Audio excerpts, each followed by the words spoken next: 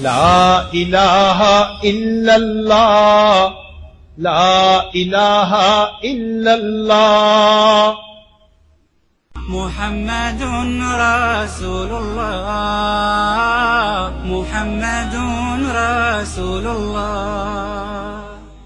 ایک بزرگ تھے، ان کی عمر تقریباً کوئی 75-80 سال تھی۔ ان کی بیوی ان سے کوئی 2-4 سال چھوٹی ہوگی۔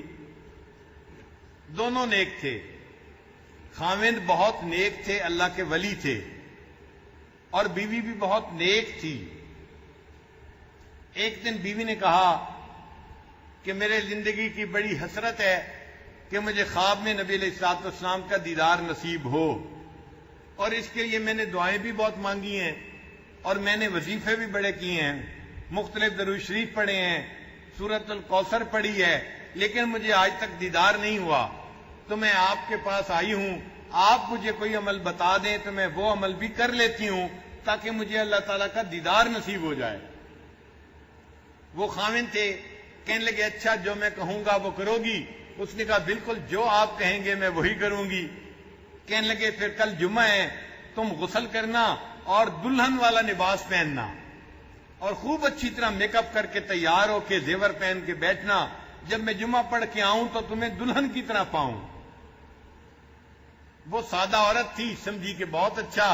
چنانچہ اگلے دن خاوند جمعہ پڑھنے گئے، اس نے پیچھے غسل کیا، اب 75 سال کی بڑھی ہے، اور اس نے پرانے جو کپڑے پڑے ہوئے تھے نا دلہن والی گوٹے کناری والے کپڑے وہ پہن لیے اور زیورات پہن لیے، اور خوب جو ہے منہ میں دانت نہیں، پیٹ میں آنت نہیں، اور دلہن بن کے بیٹھ گئی۔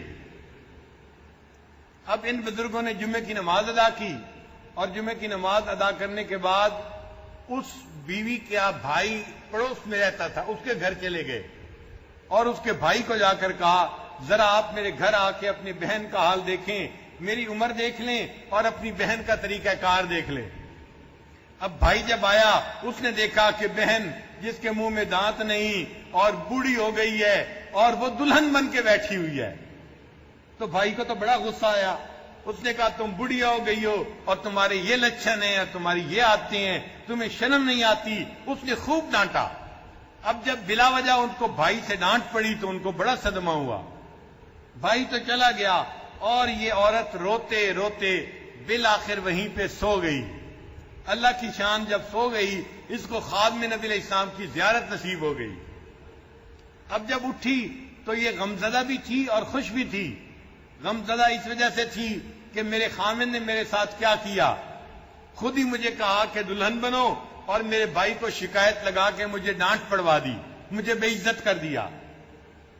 اور خوشی اس بات کی تھی کہ مجھے نبی علیہ السلام کا دیدار نصیب ہو گیا۔